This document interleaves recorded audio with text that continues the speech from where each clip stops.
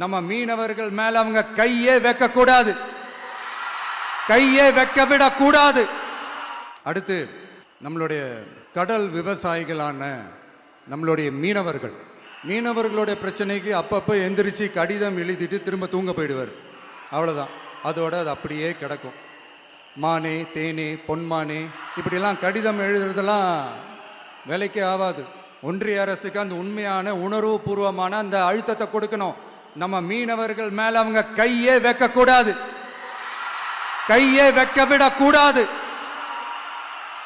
அவங்களுக்கான அந்த பாதுகாப்பு பக்காவா இருக்கணும். அதுதான் நம்மளுடைய ஒரே அஜெண்டா. மீனவர்களே, அடுத்து நம்மளுடைய ஆட்சி தான். கவலைப்படாதீங்க, தைரியமா இருங்க, உங்களுக்கான பாதுகாப்பு பக்காவா இருக்கும்.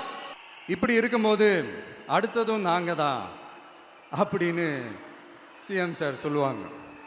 அதெல்லாம் நடக்கவே நடக்காது. 2வது முறை வந்ததெல்லாம் சரித்திரமே கிடையாது.